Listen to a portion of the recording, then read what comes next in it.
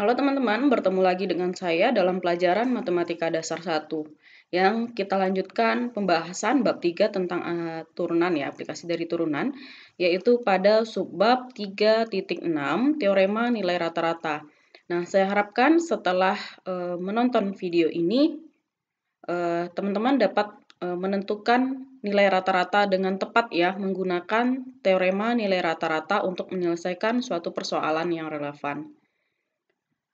Nah, di sini ada jika sebuah grafik fungsi kontinu mempunyai garis singgung tak tegak pada setiap titik A dan B, maka terdapat paling sedikit satu titik C sehingga garis singgung C sejajar dengan tali busur AB. Nah, di sini misalkan saya bikin sebuah gambar di sumbu X dan di sumbu Y ya.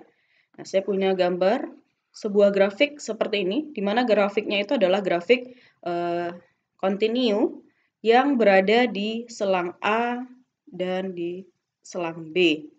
Nah, di sini saya mempunyai sebuah garis singgung. Di sini dia garis singgung misalnya di titik C, yang mana titik C itu berada di antara selang A dan B ini. Maka ini adalah garis singgungnya. Sorry, ini harusnya benar-benar menyinggung ya.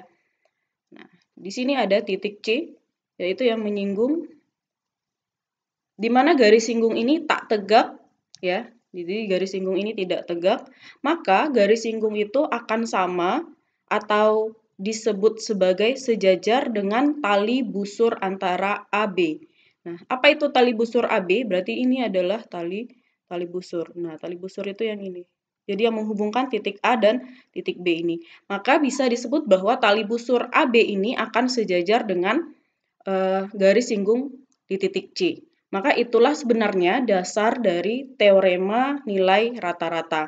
Kita ingat bahwa garis singgung itu adalah turunan pertama ya, atau F aksen C. Nah, tali busurnya itu akan sejajar dengan F aksen C.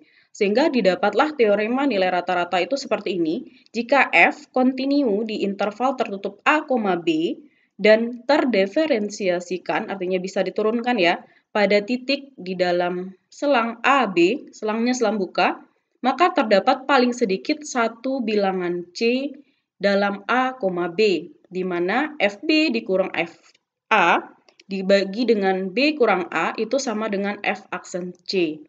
Nah, ini yang tadi adalah tali busurnya, ini adalah garis singgungnya. Di sini disebutkan bahwa paling sedikit satu, berarti boleh dia lebih dari satu. Kalau di gambar yang saya gambarkan tadi, kita hanya melihat satu saja. Nah, bagaimana dengan contoh soal yang memiliki lebih dari satu? Nah, gambarnya mungkin seperti ini, X, Y. Kemudian di sini, nah, di sini ada A tadi, kemudian di sini ada B, maka yang disebut sebagai tali busur dari AB adalah garis yang putus-putus ini. Kemudian garis singgungnya berarti bisa berada di sini, yang pertama, kemudian bisa berada di sini, dan bisa juga berada di sini. Maka di sini terdapat lebih dari satu garis singgung. Nah, maka disebut di sini paling sedikit satu bilangan C. Berarti kalau di sini ada C1, C2, dan C3. Kalau berdasarkan gambar ini. Kalau gambar sebelumnya hanya ada satu C saja. Jadi ini tidak terbatas untuk satu saja, tapi boleh lebih dari satu. Nah, pernyataan ini akan setara dengan FB dikurang FA, itu akan sama dengan F aksen C dikali B kurang A. Nah, untuk aplikasi dari teorema ini, coba kita lihat ke contoh soal berikut. Nah, di sini saya punya tentukan nilai bilangan C yang dijamin oleh teorema rataan untuk Fx sama dengan 2 akar X pada selang 1,4. Jadi yang ditanyakan dari soal ini adalah berapa nilai bilangan C ini. Maka kita bisa langsung menggunakan teorema tadi ya, di mana teorema tadi Fb kurang Fa dibagi dengan B kurang A itu akan sama dengan F aksen C. Nah, F aksen itu apa? Berarti ini adalah turunan. Coba kita substitusikan dulu nilai A dan B-nya. Ini A, ini B ya. Maka di sini F4 dikurang F1 itu akan sama dengan 4 dikurang 1 ya. Berarti F4 maka nilainya adalah 2 akar dari 4 dikurang dengan 2 akar dari 1. Karena nilai X-nya itu kita ganti dengan nilai yang ada pada selang. Kemudian 4 kurang 1. Sehingga di sini akar dari 4 adalah 2. 2 kali 2 adalah 4. Kemudian akar dari 1 adalah 1. 1 kali 2 adalah 2. Dibagi dengan 4 kurang 1 itu adalah 3. Sehingga nilai dari FB kurang FA bagi dengan B kurang A itu adalah 2/3. Sekarang bagaimana dengan F aksen C? Nah, untuk F aksen C, berarti kita mulai dari F aksen X. Apa turunan dari F aksen X?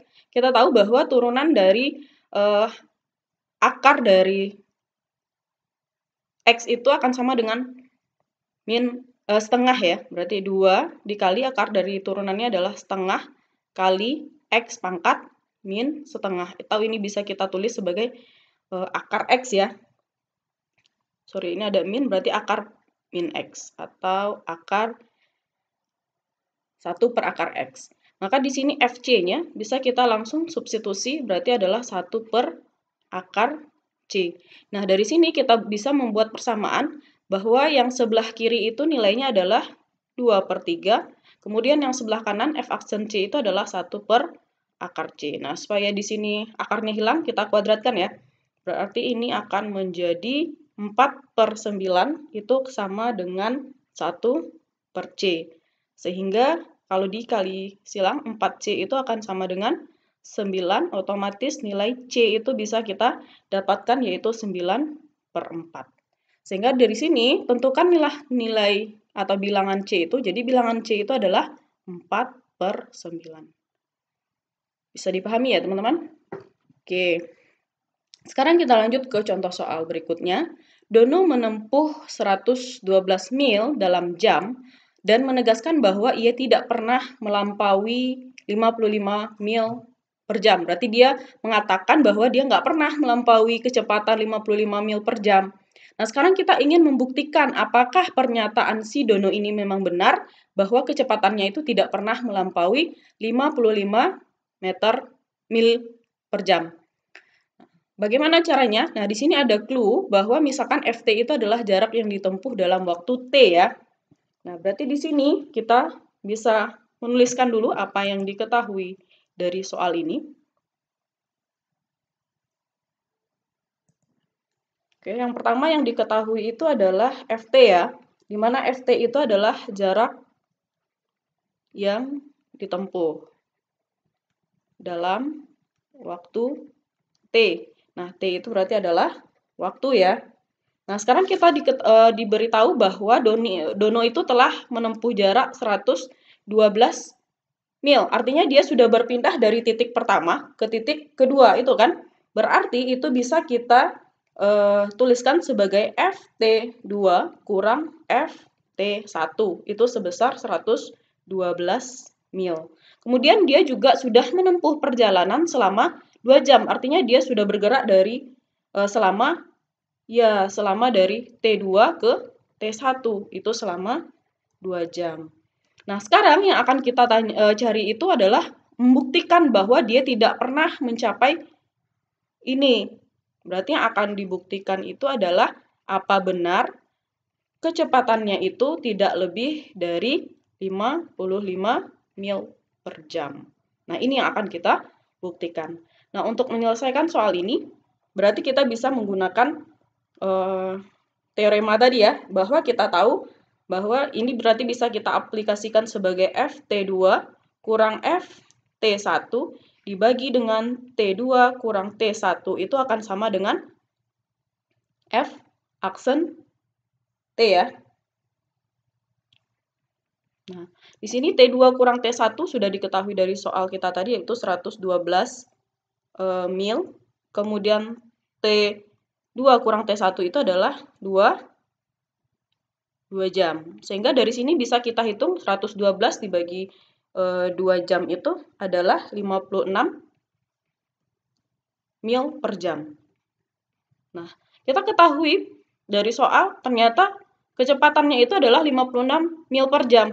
Sementara dia tadi membuat statement bahwa dia tidak pernah melebihi 55 meter per jam. Jadi apa yang bisa kita simpulkan? Jadi bisa kita simpulkan bahwa si Tono itu tidak menyatakan yang sebenarnya alias dia berbohong. Oke, bisa dipahami ya? Jadi itu bisa memanfaatkan teorema A yang tadi.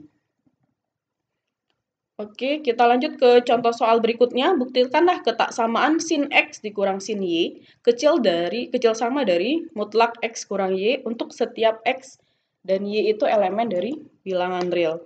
Nah, ini juga kita bisa menggunakan teorema A tadi. Nah, di sini kita misalkan dulu bahwa fx itu adalah sin X ya. Kemudian f aksen X itu berarti adalah turunan dari sin X. Maka kita tahu bahwa turunan dari sin X itu adalah cos X. Nah, nilai cos X itu pasti dia antara min 1 sampai dengan 1 ya. Sehingga kita bisa menuliskan f aksen X, mutlak dari f aksen X itu akan sama dengan mutlak dari cos X. Yang mana nilainya itu pasti kecil sama dari 1 ya. Kenapa kecil sama? Karena nilainya di antara min 1 sampai 1 seperti ini. Untuk semua bilangan ya. Nah, sehingga menggunakan rumus tadi, rumus di teorema A, bisa kita tuliskan fx kurang fy itu akan sama, dibagi dengan x kurang y, itu akan sama dengan f aksen dari c ya, untuk semua c. Nah, dari sini kita bisa memanfaatkan teorema tadi. Berarti di sini fx tambah fy, mutlak dari fx tambah fy, itu akan sama dengan mutlak x kurang y, itu kecil sama dari, nah turunan dari yang kita punya tadi adalah kecil sama dari 1. Berarti ini bisa kita ganti f aksen c itu dengan 1. Sehingga ini bisa sama untuk menghilangkan penyebut, kita bisa mengalihkan dengan mutlak xy. Sehingga hasilnya, ini sama-sama kita kali dengan mutlak xy ya, x kurang y ya, kiri kanan. Maka ini adalah mutlak dari fx ini harusnya kurang ya, kurang mutlak dari fy, ini penyebutnya jadi hilang ya, karena dikali x mutlak xy, x kurang y dibagi dengan mutlak x kurang y itu 1 ya. Kemudian 1 kali x kurang y adalah x kurang y. Sehingga fx ini tadi bisa kita ganti ya. Berarti ini adalah sin X, kalau yang Y adalah sin Y. Maka ini sin X kurang sin Y itu akan kecil sama dari X kurang Y. Sehingga ini terbukti. Nah. Oke, semoga bisa dipahami ya, teman-teman. Nah, dari ketiga contoh tadi sudah dipahami tentang teorema A. Sekarang ada teorema B. Nah, bunyi dari teorema B itu jika f aksen X sama dengan Gx aksen, artinya turunan dari fx itu sama dengan turunan dari Gx untuk semua X di dalam A, maka terdapat konstantan C, sehingga fx itu sama dengan Gx ditambah C untuk semua X di dalam A, B. Nah, ini berlaku bagaimana? Saat dia fx itu sejajar ya dengan si Gx-nya. Nah, kalau digambarkan, nah, gambarnya bisa seperti ini. Ini X ya, kemudian ini Y, kemudian ada dua garis yang sejajar, maka ini bisa disebut sebagai fx, maka inilah garis dari Gx itu. Gx ditambah C, karena dia berpindah sebanyak C. Nah, teorema ini nanti akan kita gunakan di subbab berikutnya. Nah, dari soal-soal yang sudah kita bahas tadi ya, ada 3 soal. Saya harapkan teman-teman sudah mampu menentukan nilai rata-rata menggunakan teorema nilai rata-rata pada teorema A tadi ya. Sehingga untuk mengukur kemampuan teman-teman itu silahkan untuk mengerjakan latihan berikut. Nah, di sini ada 2 latihan, silahkan teman-teman coba untuk menyelesaikannya. Oke, terima kasih.